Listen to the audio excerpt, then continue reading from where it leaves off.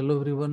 हम लोग डिस्कस करने वाले हैं काफ़ी important topic, relation between momentum and kinetic energy. काफ़ी आसान है और बहुत ही यूजफुल है। यहाँ से क्वेश्चन रेगुलरली एग्जाम में आते रहता है। वो स्कूल एग्जाम हो या नीट हो या जेईई मेंस हो, क्वेश्चन यहाँ से रेगुलर आता है। तो देखिए, बहुत ही आसान रिलेशन है। पहले हम लोग इसको डिराइव करते हैं, फिर इसके बाद हम लोग इसका ग्राफ भी ड्रॉ करेंगे। तो आप लोग को पता होगा काइनेटिक एनर्जी का एक्सप्रेशन क्या होता है। काइनेटिक एनर्जी का फॉर्मूला हम लोग को पता है, के लिख लेते हैं इसको, that is half M V square. अब हम लोग यहाँ से इसको ऐसे लिख सकते हैं रीअरेंज करके, हाफ और एम वी स्क्वायर ऊपर नीचे एम से मल्टीप्लाई कर लेते हैं। तो अब यहाँ से के का वैल्यू आ गया हाफ, यहाँ से दो बार एम आएगा तो M square V square divided by M, हम लोग इसको लिख सकते हैं। अब यहाँ से हम लोग इसको ऐसे भी लिख सकते हैं, half M V whole square divided by M. अब देखिए, मोमेंटम जो होता है P that is equal to M भी, ये एम भी के प्लेस पर हम लोग पी को पुट कर लेते हैं। तो काइनेटिक एनर्जी कितना हो जाएगा, 1/2 एम भी के प्लेस पर हम लोग पुट कर लिए पी को, पी स्क्वायर बाय एम। तो हम लोग को आगे यहाँ से relation kinetic energy equal to P square by 2m। तो ये एक फॉर्मूला है काइनेटिक एनर्जी मोमेंटम का। अगर आपको यहाँ पर मोमेंटम मोमेंटम दिया हुआ काइनेटिक एनर्जी फाइंड करना है, ये रिलेशन यूज करेंगे। और आप इसको ऐसे भी लिख सकते हैं, P square equal to 2m के, 2 into mass into kinetic energy.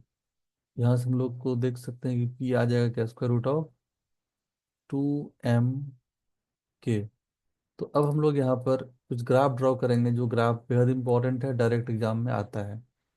तो ग्राफ हम लोग यहाँ पर जस्ट ड्रॉ करने वाले हैं। तो देख सकते हैं हम लोग यहाँ पर, अगर वाई एक्सिस पर हम लोग रख लेते हैं वेरिएबल को, काइनेटिक एनर्जी को, और एक्स एक्सिस पर मोमेंटम को अगर हम लोग लेते हैं, तो वाई प्रोपोर्शनल एक्स स्क्वायर के फॉर्म में है। ये ग्राफ का शेप हो जाएगा कुछ अपवार्ड करके इस तरह से। यहाँ पर ये हो जाएगा काइनेटिक एनर्जी और मोमेंटम का।